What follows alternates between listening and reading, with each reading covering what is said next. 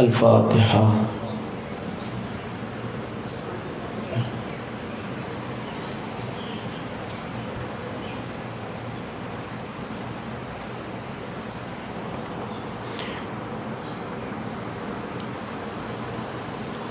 کما قال اللہ تبارک و تعالی فی شان حبیبہ مخبرا و آمرا ان اللہ و ملائکتہ یصلون علی النبی یا ایہا الذین آمنوا صلوا علیہ وسلموا تسلیما صلی محمد و آلہ سبحان ربک رب العزت عما یصفون وسلام علی المرسلین والحمد للہ رب العالمین۔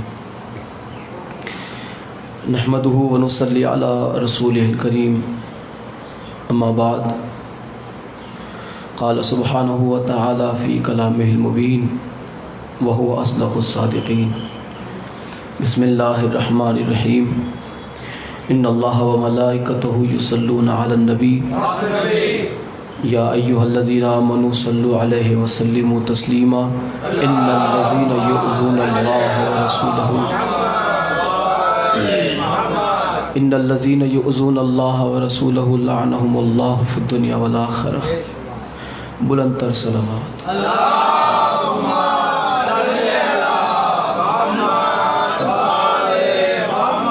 دعا ہے آل محمد کا عظیم اور کریم خالق اس ذکر پاک کو اپنی بارگاہ میں شرف قبولیت عطا فرمائے۔ جتنے بیمار ہیں سید سجاد کے صدقے میں شفا کاملہ عاجلہ عطا فرمائے۔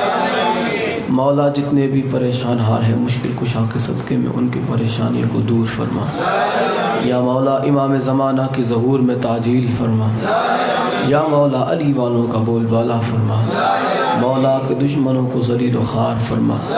وہ منظر ہمیں اپنی آنکھوں سے دکھا جلد سے جلد کہ سیدہ کائنات سلام اللہ علیہا کا روزہ تعمیر ہو جائے۔ دعاؤں کی قبولیت کے لیے مل کے بآواز بلند صلوات پڑھیں محمد و آل محمد۔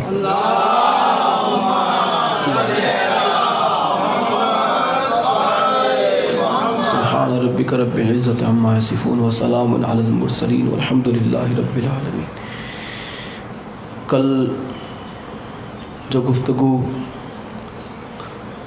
سیدہ کائنات صلوات اللہ علیہا کی مظلومیت پر جو کی گئی خانقاہ پنجتن میں کہ سیدہ کائنات سلام اللہ علیہا کے گھر کے دروازے کو آگ لگائی گئی اور وہ جلتا دروازہ سیدہ پر گرایا گیا، جس کی وجہ سے جناب مولا محسن ابن علی ابن ابی طالب علیہ السلام کی شہادت ہوئی۔ مگر کچھ لوگوں کو یہ اعتراض ہوا، اب میں نہیں جانتا کہ اعتراض انہوں نے کیوں کیا، مگر پھر بھی اگر انہوں نے اعتراض کیا ہے تو اعتراض کا جواب دینا ضروری ہے۔ انہوں نے اعتراض کیا کہ بھائی یہ ہو ہی نہیں سکتا، ہم یہ مانتے ہی نہیں کہ مولا علی کے ہوتے ہوئے، مولا علی مشکل کشا کے ہوتے ہوئے کوئی سیدہ کائنات سلام اللہ علیہا پہ کوئی اس طرح سے ظلم و ستم کر جائے، کوئی سیدہ کا در جلا جائے، ہو ہی نہیں سکتا۔ وہی یہ تو مولا علی ہے جو خیبر شکن ہے، جو فاتح ہے احد و بدر ہے، جو خندق کا ہیرو ہے، یہ تو وہی علی ہے۔ اس علی کے ہوتے ہوئے کیسے سیدہ کائنات پہ ظلم و ستم ہوتے رہے؟ آج اسی پہ مختصراً گفتگو ہوگی اور کوشش یہی رہے گی کہ 15 سے 20 منٹ کے اندر میں مختصر جواب دے سکوں اور مدلل جواب دے سکوں، مضبوط جواب دے سکوں۔ یہ سوال جو ہو رہا ہے یہ جہالت پہ مبنی سوال ہے، مگر پھر بھی سوال ہے تو جواب دینا ضروری ہے۔ ہم سوالوں سے گھبرانے والے نہیں، ہم جب موت سے نہیں گھبراتے تو کسی سوال سے کیوں گھبرائیں گے؟ زندگی دی ہے تو بس علی کے لیے، زبان خدا نے دی ہے تو مدحت علی کے لیے، جرت خدا نے دی ہے تو حق کے زہرا کی طرفداری کے لیے، اور آنسو اگر آنکھوں میں بسے ہوئے ہیں تو یہ غم حسین کے لیے۔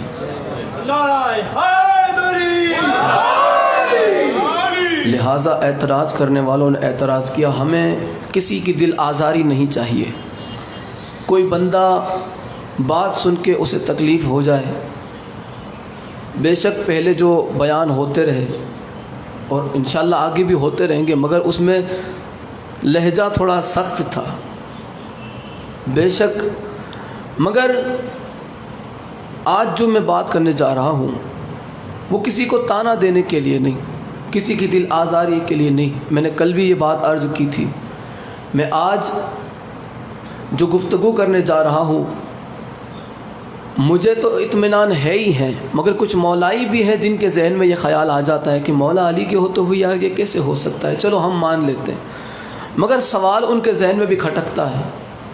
مولائی اعتراض نہیں کرتے، مگر کچھ ایسے ہیں بندے جو اعتراض کر جاتے، ہو ہی نہیں سکتا۔ یہ سوال جو کیا جاتا ہے کبھی نبیوں کے لیے کیوں نہیں کیا گیا؟ میں گفتگو کا آغاز کرنے لگا ہوں آدم علیہ السلام سے، جہاں سے انسانیت کا آغاز ہوا۔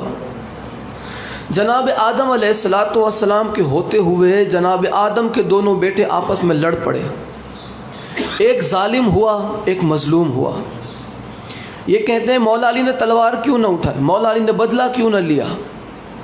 کیا جناب آدم علیہ السلام نے بدلہ لیا اپنے بیٹے کا؟ جو مظلوم قتل کر دیے گئے، جو جناب حابیل کو قتل کیا گیا، جو قابیل نے کیا، کیا اس قابیل کے خلاف آدم علیہ السلام نے تلوار اٹھائی؟ نہیں اٹھائی، کیونکہ ظالم کے خلاف جب آواز اٹھائی جاتی ہے تو ظالم کے بدلے میں اس پہ ظلم نہیں کیا جاتا، صبر ہوتا ہے۔ جب کوئی ظلم کرے تو ظلم کے خلاف آواز اٹھائی جاتی ہے، اس پہ صبر ہوتا ہے۔ تین چیزیں ایسی ہیں جو موقع پہ ہوتا ہے، ایک معجزہ، دوسری جنگ، تیسرا صبر۔ یہ تینوں چیزیں بے وقت نہیں ہوتی۔ جب تک سرکار مدینہ مکہ شریف میں تھے، ایک بھی جنگ دکھاؤ، ایک جنگ دکھاؤ، یا کوئی یہ دکھا دے کہ کسی ایک نے تلوار بھی نکالی ہو، نہیں۔ کیوں؟ وہ موقع نہیں تھا جنگ کا۔ جب نبوت پہ، جب منصب پہ کوئی حرف آئے، منصب پہ اگر، عہدے پہ اگر کوئی حرف آئے تب معجزہ دکھایا جاتا ہے۔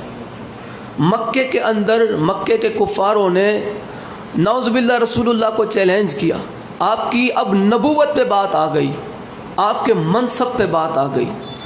چیلنج کیا کہ اگر آپ نبی ہیں تو اس فلاں پیڑ کو، جاڑ کو حکم کریں کہ آدھا اپنی جگہ پہ رہے، آدھا ہوا میں پرواز کرتا ہوا، اور اس کا ہر پتا آپ کے نام کی تسبیح پڑھتا ہوا، لا الہ الا اللہ محمد رسول اللہ پڑھتا ہوا وہ آئے، وہ آپ کے خدا کا کلمہ پڑھتا ہوا آئے۔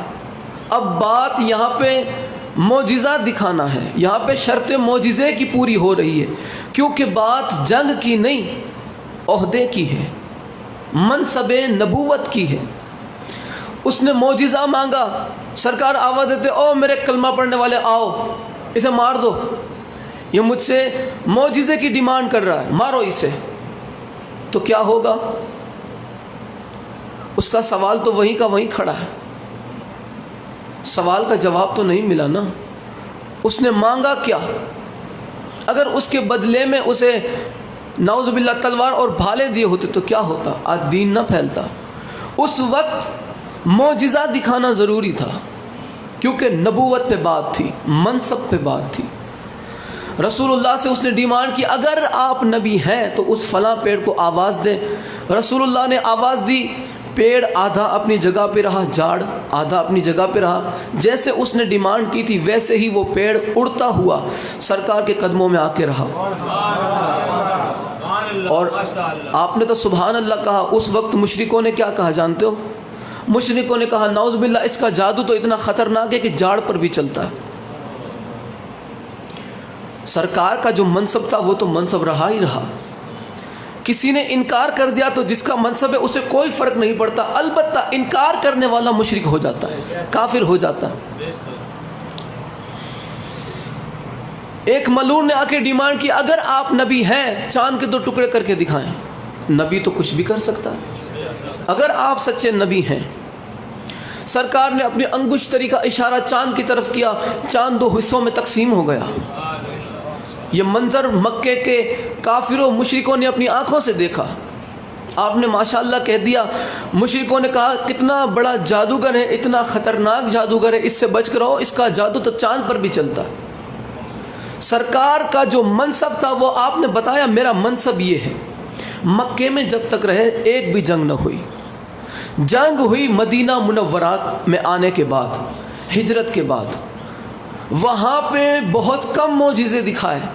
مکے میں معجزے کے علاوہ کچھ نہ تھا، کیونکہ یہاں پہ جنگ کی شرطیں پوری نہیں ہوتی۔ جنگ تب ہوتی ہے جب بندے اکٹھا ہو، بندے ہی نہ ہو جنگ لڑنے کے لیے، لڑی کس سے جائے؟ کون ساتھ دے گا سرکار کا؟ شیب ابی طالب میں رسول خدا نے اتنی مشقتیں اٹھائی، کیوں اٹھائی؟ جو رسول فرش پہ بیٹھ کے آسمان میں لہراتا ہوا چاند 2 ٹکڑے کر سکتا ہے، وہ ان مکے کے مشرکوں کی اشارے سے، انگلی سے گردن جدا نہیں کر سکتا؟ آپ نے کیوں نہ کی؟ چلو جواب دو مجھے، جو سوال کرتے ہیں کہ مولا علی کے ہوتے ہوئے یہ کیوں ہوا۔ تو سرکار کے پاس یہ اختیار تھا جو اللہ نے دیا، اس اختیار کے باوجود آپ نے ہجرت کیوں فرمائی؟ مولا علی کو بستر پہ کیوں سلایا؟ مشیت الہی کو بندے سمجھتے نہیں ہیں، منصب نبوت کو، منصب امامت کو بندے سمجھتے نہیں ہیں۔ اگر سمجھ جاتے تو انہیں مظلومی فاطمہ زہرا کا پتہ چل جاتا کہ سیدہ کائنات اتنی بڑی مظلومہ ہے۔ اس وقت جب سیدہ کا در جلانے آئے تھے لوگ، کون تھا مولا علی کے ساتھ؟ پڑھو بخاری میں لکھا ہوا ہے صاف صاف کہ لوگوں نے مولا علی سے منہ پھیر لیے تھے۔ لکھا ہوا ہے کتاب کے اندر بخاری میں، اگر نہ لکھا ہو میرا لہو معاف، جس چوک پہ چاہو مجھے سزا دو۔ بخاری میں ان آنکھوں سے میں نے الفاظ پڑھے، کیا ان لوگوں نے نہیں پڑھے؟ ہے ہی نہیں کوئی مولا علی کے ساتھ مولا علی جنگ کرے۔ اگر مولا علی اس وقت ہتھیار اٹھا لیتے، جانتے ہو آج تاریخ میں کیا لکھا جاتا؟ تاریخ کیا لکھتی؟ تاریخ یہ نہ دیکھتی کہ یہ علی ہے، یہ مصطفیٰ کے داماد ہے، یہ امامت میں سب سے پہلے امام ہے رسول اللہ کے بعد۔ تاریخ کیا لکھتی کہ علی نے مسلمان مار دیا، بے گناہ مسلمان۔ ادھر سرکار دنیا سے گئے، ادھر نعوذ باللہ علی تو ظالموں میں سے ہو گئے، نعوذ باللہ۔ مورخوں کے ہاتھوں میں کوئی یہ شرم و حیا والی بات نہیں ہے، کچھ بھی لکھ دیتے ہیں وہ۔ میں نے اسی لیے چہلم میں جو مجلس پڑھی تھی، اسی لیے میں نے تاریخ اور قرآن کا فرق بتایا تھا۔ قرآن کچھ اور کہتا ہے، تاریخ کچھ اور کہتی ہے۔ قرآن نے جس سے منصب امامت دیا، لوگوں نے اس منصب امامت کو سمجھا ہی نہیں۔ امام حسن کو پتا تھا یا نہیں پتا تھا کہ پانی میں زہر ہے؟ کیوں پیا؟ امام کو پتا تھا، یا کوئی یہ بدبخت اگر کوئی کہ امام کو پتا ہی نہیں تھا تو پھر وہ امام کیسا؟ امام تو وہ ہوتا ہے کہ آپ ذہن میں ارادہ کرو، ادھر امام کو پتا چل جائے۔ مولا حسن علیہ السلام کو اللہ نے اختیار دیا، اللہ نے پاور دیا، آپ کو پتا تھا، کیوں ہوا؟ چلو میں اگلی بات اس سے کروں۔ یہ کہتے ہیں مولا علی کے ہوتے ہوئے سیدہ پہ ظلم کیسے ہوا؟ میں کہتا ہوں امام حسین کے ہاتھوں میں جناب علی اصغر کو تیر کیسے لگا؟ کیسے تیر لگا؟ یہ وہی حسین ہے جن کے لیے جنت سے فرشتے جوڑے لے کے آتے تھے کپڑے کے؟ یہ وہی حسین ہے نا جن کے لیے رسول اللہ نے اپنی نماز کو طویل کر دیا؟ یہ وہی حسین ہے نا کہ جن کے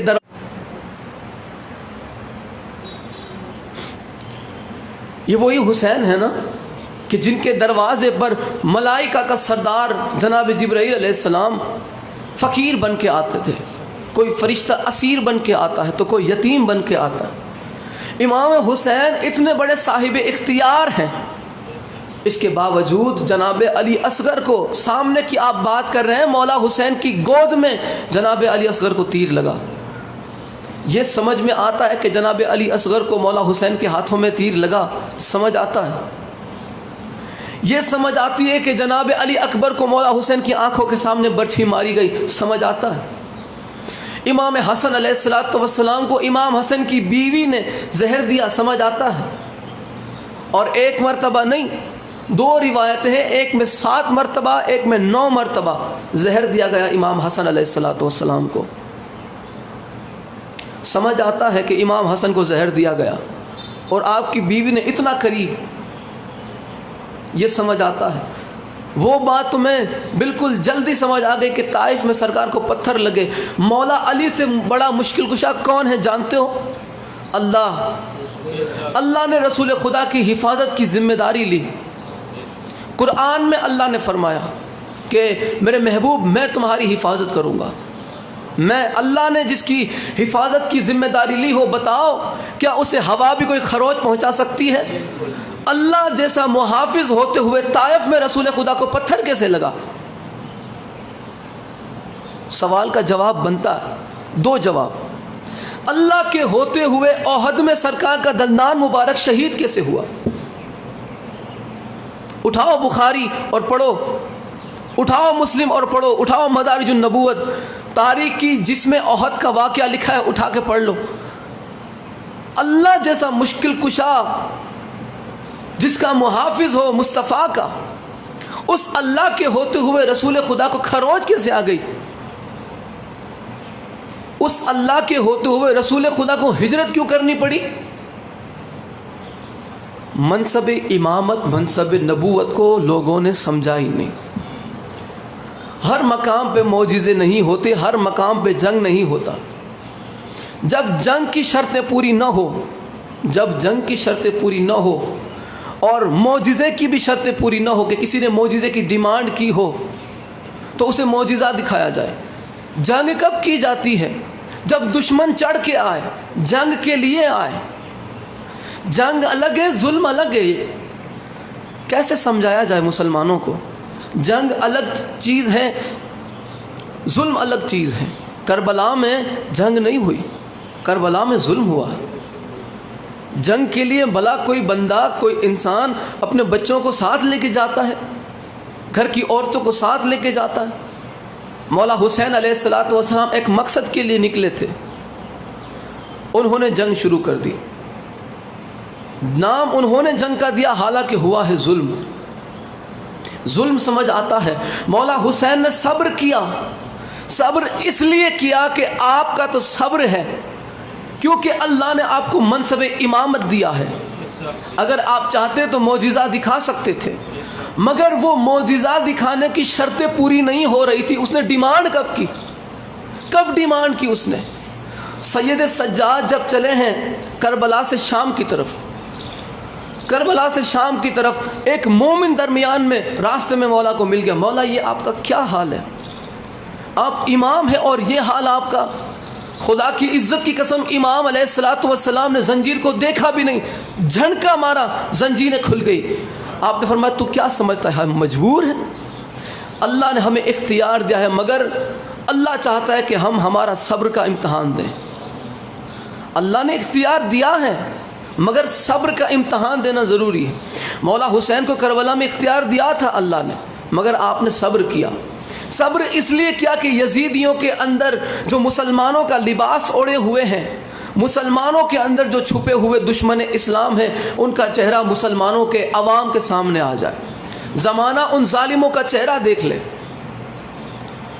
اگر مولا علی تلوار اٹھا لیتے، کیا لکھتا مورخ، علی نے موقع ہی نہیں دیا جی، ان کا تو کوئی ارادہ ہی نہیں تھا ایسا، بس وہ تو بات کرنے کے لیے دروازے کے باہر آئے تھے، علی نے تو تلوار اٹھا کے انہیں مار دیا۔ مگر مولا علی نے آخری وقت تک صبر کیا، آخری وقت تک صبر کیا۔ لوگ ظلم پہ ظلم کرتے رہے، آل محمد صبر کرتے رہے۔ سرکار نے مکے میں وہ کون سا ظلم ہے جو رسول خدا پہ نہ ہوا؟ بتاؤ۔ گلیوں سے جب نکلتے تھے سرکار پتھر مارے جاتے تھے، سرکار کے راستے پہ کانٹے بچھائے جاتے تھے۔ نعوذ باللہ سرکار کو مکے کے مشرک نعوذ باللہ تانے دیتے تھے، گالیاں دیتے تھے۔ اللہ جیسا مشکل کشا ہوتے ہوئے رسول خدا نے یہ مشقتیں جھیلی، کیوں؟ آگے سے آپ کو کیسے بچوں جیسی باتیں کرتے ہو، اللہ کے ہوتے ہوئے یہ کیسے ہوا؟ ہے نا بیوقوفی والی باتیں۔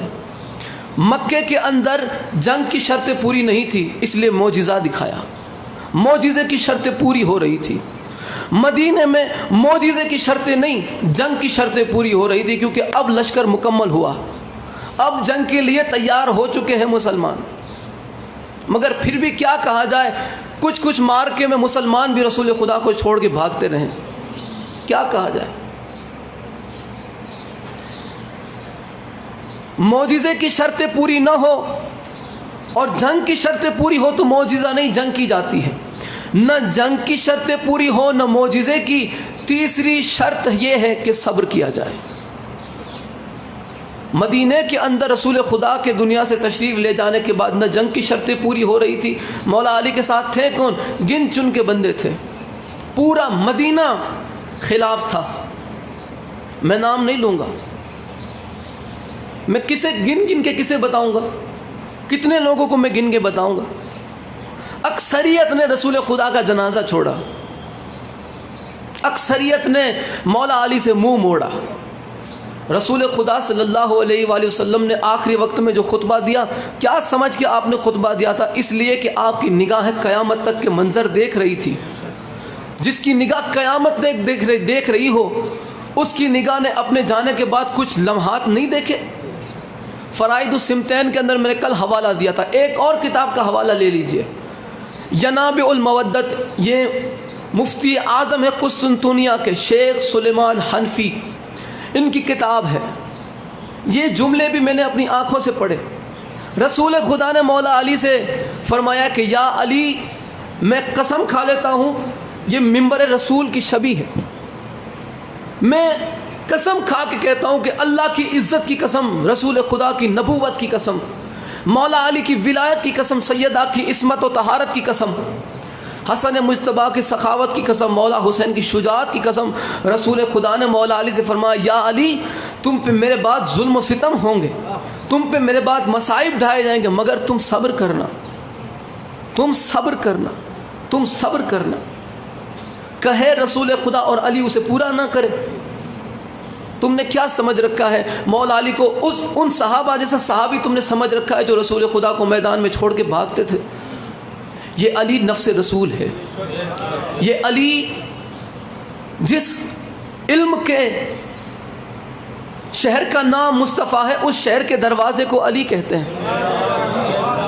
جس حکمت کے گھر کو مصطفیٰ کہتے ہیں، اس حکمت کے گھر کے دروازے کو علی کہتے ہیں۔ اگر سوال مصطفیٰ ہے تو جواب کو علی کہتے ہیں، اگر کلام مصطفیٰ ہے تو تفسیر کو علی کہتے ہیں، اگر آیت مصطفیٰ ہے تو ترجمے کو علی کہتے ہیں۔ لوگوں نے نہ مصطفیٰ کو سمجھا ہے، نہ علی حیدر کرار کو سمجھا۔ نہ جنگ کی شرطیں پوری ہو رہی تھی، نہ معجزے کی، اب تیسری چیز باقی تھی، صبر۔ اور مولا علی نے صبر کیا۔ تلوار اٹھا لیتے، زمانہ کہتا کہ مسلمانوں پہ علی نے ہاتھ اٹھا لیا، مسلمانوں کو علی نے بے گناہ بے وجہ قتل کر دیا، ان کا تو کوئی ارادہ ہی نہیں تھا۔ علی نے صبر کر کے زمانے کو بتایا کہ جب آل محمد صبر کرنے پہ آتے ہیں تو اتنا صبر کرتے ہیں کہ اپنا گھر تک جل جائے تو صبر کرتے ہیں، سیدانیوں کی چادریں اگر لوٹ جائے تو سید صبر کرتے ہیں، 6 مہینے کا پیاسا بچہ اگر گود میں شہید کر دیا جائے تو سید صبر کرتے ہیں۔ زمانے کے امام کے سامنے سیدانیوں کی چادر اگر لوٹی جائے تو سید صبر کرتے ہیں۔ صبر کرنے پہ آئے تو سید اس حد تک صبر کرتے ہیں۔ صبر اس لیے کرتے ہیں کہ یہ جو مسلمانوں کا لبادہ اوڑے ہوئے منافق چھپے ہوئے ہیں، مسلمانوں کی صفوں میں، صحابہ کی صفوں میں جو منافق گھسے ہوئے ہیں، لوگوں کو ان منافقوں کا چہرہ سامنے نظر آ جائے۔ کیا سمجھا ہے تم نے حکمت علی کو؟ سیدہ کس لیے دربار میں تشریف لے گئے تھے؟ ایک باغ کے لیے؟ جو عالمین کی ملکہ ہے وہ باغ کے لیے دربار میں جائیں گے؟ نہیں، باغ کے لیے نہیں۔ یہاں جتنے بیٹھے ہیں، یہ جتنے ہیں، بتاؤ علی ولی اللہ تمہیں کس وجہ سے تم نے پڑھا؟ حق زہرا کی وجہ سے۔ زمانہ جاؤ ڈھونڈو جا کے، جتنے یہاں بیٹھے سارے علی ولی اللہ پڑھنے والے۔ وجہ حق زہرا، شہادت زہرا، مظلومیت زہرا۔ جاؤ زمانے میں پوچھو جو علی ولی اللہ پڑھتے ہیں، جو مذہب شیعہ اختیار کرتے ہیں، پوچھو ان سے کیوں تم علی ولی اللہ پڑھتے ہو؟ 99% بندے کہیں گے کہ ہمیں حق زہرا نے علی ولی اللہ پڑھایا۔ لوگوں کو اب بھی حکمت سمجھ نہ آئی؟ 12 اماموں کی محنت ایک طرف، اکیلی سیدہ زہرا کی محنت ایک طرف۔ 12 اماموں نے بھی محنت کی، صبر کیے۔ کون سا امام ہے جو شہید نہ ہوا؟ مولا علی شہید ہوئے، مولا حسن مجتبیٰ پہلے حسن سے 11ویں حسن تک شہید ہوئے، کسی کو تلوار کسی کو زہر۔ ایک امام اللہ نے باقی رکھا ہے، جو آج یہ جو بندے اعتراض کرتے الٹا سیدھا، امام انہیں آ کے سارا حساب کتاب پورا کریں گے ان کا۔ تم ہماری دادی کے بارے میں سوال کرتے ہو، سید اپنے آپ کو تم کہتے ہو، اور سوال خود اپنی دادی کے بارے میں کیسے ہو سکتا ہے کہ ان پہ ظلم ہوا؟ چلو بات جب شیعہ کی کتاب کی تھی تو الگ تھی، سنیوں کی کتابیں لکھی ہوئی ہے، اور پھر تم کہتے ہو مصنف ابن ابی شیبہ یہ کوئی دودھ پیچھے بچے تھے؟ بتاؤ کیا یہ گھاس کھاتے تھے؟ کیا کرتے تھے؟ ان کے پاس ذہن نہیں تھا، انہوں نے کیوں لکھا؟ چلو یہ تو ان کے پاس نہیں تھی عقل، اگر آپ کے ذہن میں یہ جو بچوں والی باتیں ہیں، ایک بندے نے کل کامنٹ کی یوٹیوب پہ، کہتا ہے کہ کیسی بچوں والی بات کرتے ہو، یہ کیسے ہو سکتا ہے کہ سیدہ پہ ظلم ہو جائے؟ میں نے کہا تمہیں شرم تو آنی چاہیے، تم لوگوں کی سب سے بڑی جہالت ہی یہی ہے۔ مجھے پوچھتے ہیں کہ عقیدہ کیا ہے تمہارا؟ عقیدہ میں عقیدہ بتا دیتا ہوں اور گفتگو تمام۔ عقیدہ کیا ہے؟ ہمارا کلمہ شہادت ہے، اشہد اللہ الہ الا اللہ وحدہ لا شریک لہ واشہد ان محمدا عبدہ ورسولہ واشہد ان علی ولی اللہ واشہد ان امیر المؤمنین و امام المتقین علی حجۃ اللہ وخلیفتہ بلا فصل۔ یہ ہمارا کلمہ شہادت ہے۔